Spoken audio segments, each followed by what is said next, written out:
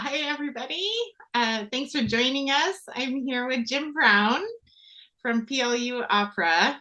We are having a wonderful collaboration with them this fall. We had Jim and Barry Johnson, his co-director, and the students from PLU Opera perform Die Fledermaus with us on our October program earlier this month. And they were phenomenal, and it really made the concert to have them join us.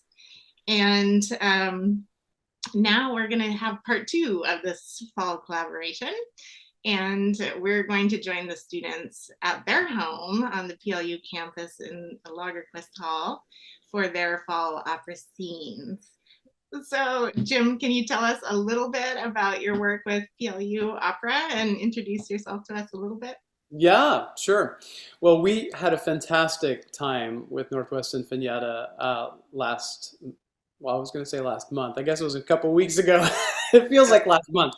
Anyway, we had a great time with Northwest Sinfonietta and can't wait to do the Fledermaus again, and then of course to add Trouble in Tahiti. I've been with PLU. This is my 19th year at PLU. So yeah, I know, long time. So yeah, I'm coordinator of vocal studies and sort of in that capacity organize all the voice curriculum and all of my wonderful voice colleagues, among them of course Barry Johnson that you've already mentioned, and also Dr. Soon Cho is our other full-time voice faculty member, and then we have 7 adjunct colleagues that are fantastic.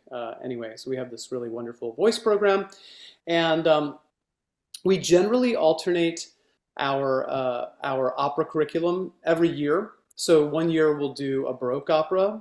The next year we'll do a standard rep opera like a Fledermaus, or last year we did Elixir of Love. And then in the third year of that cycle, we usually do a 20th or 21st century opera. And this is nice because it kind of checks 2 boxes. There's a little bit of standard rep and a little bit of 20th century music. So we're excited about that. Awesome. Tell us a little bit about Trouble in Tahiti. Just a quick overview of the Yeah. story and what makes Yeah. it so relatable to us. Yeah, yeah. Well, it's a little family living in suburbia in kind of generic suburbia America, and in fact, this trio that acts as kind of a Greek chorus, and they're singing actually kind of vocal jazz music in a jazz idiom style, which is really cool. Kind of a radio singers.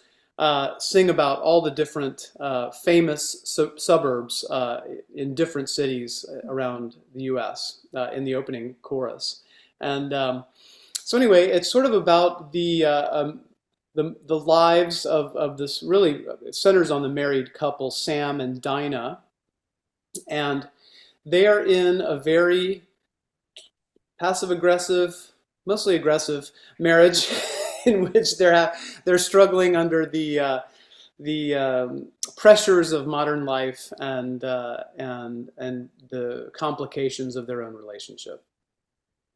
So none of us could relate to that at all. Well, it's funny. Fledermaus makes a great partner to this because Fledermaus treats marriage in a very comic way. And of course, Trouble in Tahiti treats it in a much darker way, which of course reflects Bernstein's own experience in his life as a gay man married to a woman. So that made his married life very complicated, and so that's reflected in the kind of dark atmosphere of Trouble in Tahiti. It has a lot of fun music in it, but it has very dark undertones. Right. It deals with your isolation in the midst of whatever relationships you might have that are going well or not well. We still can feel lonely.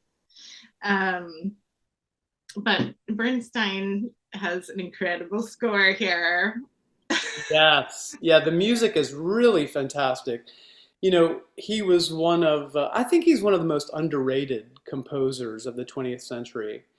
I know that may sound silly to say because, of course, we know so many wonderful pieces like Candide and West Side Story and Trouble in Tahiti, for example.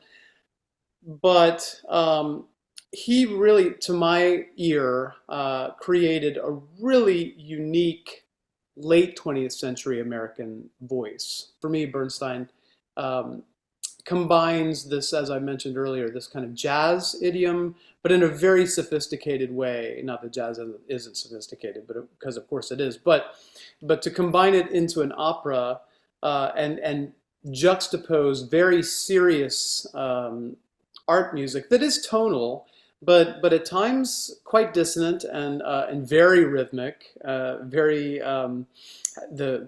you one feels the throbbing pulse of the city in the score, and uh, and I think that makes it really unique. I can't wait to play this piece with you. It's gonna be great. Yeah, Really looking forward to it. we have a fantastic cast, so Yeah, your students are kind of incredible. they really are. Yeah, yeah, we're really proud of them, and we love to show them off. And so this unique collaboration that we have with you all has been a great opportunity for them. Like when they first heard you guys, like in our first rehearsal, they were like, "Oh my God, they're so good." I was like, "Yeah, they are." Yeah, so they're super excited about it and just had a fantastic time performing with y'all. But are really looking forward to doing it again. So Yeah, looking forward to more. So people can buy tickets to the Fall Opera Showcase. yes, Tell us how people can get tickets. right. This is November 4th. It's one night only, unfortunately, but all that work in one night. Um, but yeah, tickets are available plu.edu/music. That's our music website. And there's an event button, and you just scroll down to November 4th, and it has all the event information there and a link to purchase tickets. You can also purchase tickets at the door. They'll be available at the door, and they're able to accept credit card purchase and all that sort of thing at the door. Great. Okay, I will make the links readily available on here too. Oh, good. Yeah, I'll send that to you. So join us for this wonderful performance. Support the students, support Northwest Sinfonietta, and here's some incredible music. Thanks for joining us, Jim, and My we'll pleasure. see you in just a couple weeks. Can't wait. All right.